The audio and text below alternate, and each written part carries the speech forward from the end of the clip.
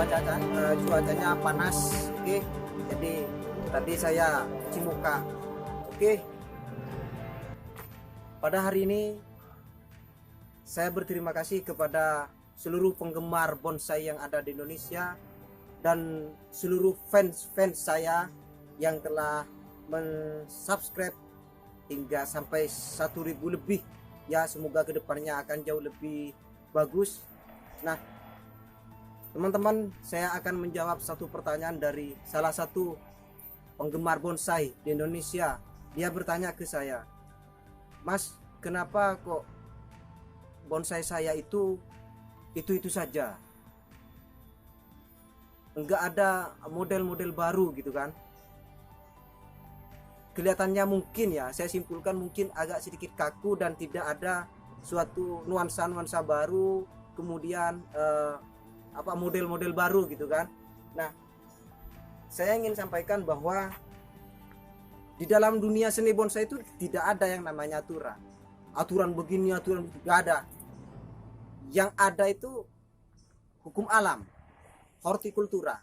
Makanya memang mengeksplorasi ke alam itu, kemudian masuk ke dalam memori kita, memahami betul di berbagai aspek-aspek itu, sehingga menjadi suatu dasar bagi kita untuk mendesain suatu bonsai. Kemudian alasan ilmiah, alasan logika, logis itu penting. Kemudian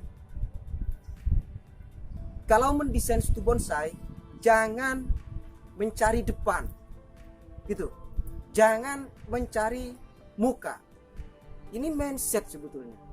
Kalau selalu mencari depan, muka dan sebagainya. Nah, ini depan saya misalnya. Ini depan saya. Kalau ini depan saya, terus kalau saya menghadap ke sana, di mana depan saya? Ya, pasti orang mengatakan ini depan saya. Padahal saya sudah noleh ke sana gitu kan. Berarti depan saya di sini. Maka ini lagi bukan depan, tapi sudut pandang. Nah, salah satu contoh, kalau kita berfoto misalnya, foto kriminal misalnya, pas foto mau sidang skripsi ataupun buat untuk ijazah S1 misalnya, kayak saya kemarin tuh begini tegang. Nah, ya kalau foto seperti ini kan foto-foto formal sehingga tegang, sehingga tidak ada suatu gerakan, tidak ada komposisi gerak.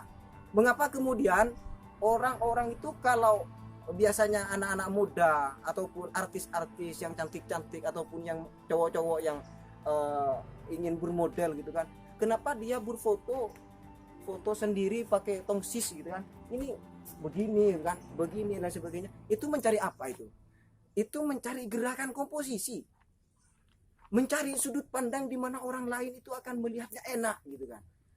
Kalau semuanya orang itu berfoto kriminal seperti ini, ya jenuh lah, ya bosan lah gitu kan.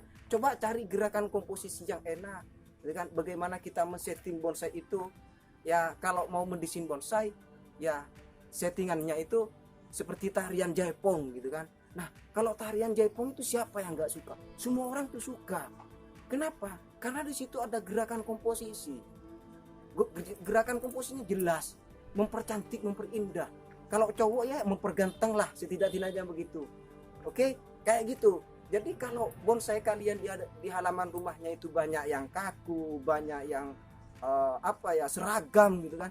Ya itu yang saya katakan tadi, bahwa kalian itu selama ini mencari muka, mencari depan, bukan mencari sudut pandang, bukan melakukan ikhtiar untuk mencari gerakan komposisi. Padahal di dalam satu barang yang sama, babon yang sama, itu ada beberapa opsi yang kemudian kita pilih, mencari sudut pandang, kemudian mencari gerakan komposisi yang jauh lebih enak. Itu sebetulnya itu banyak ada, itu pasti entah 3, entah 4, entah 5 dan seterusnya. Untuk itulah kepada teman-teman, mari kita lebih memikirkan kepada esensinya. Jangankan kemudian karena alasan apalah, ya kan. Jadi dalam seni bonsai itu kita pikirkan esensinya seperti apa, karena esensi itu yang akan kita tampilkan dan akan kita berikan kepada orang-orang, khususnya para pemuda. Oke, salam seni bonsai Indonesia.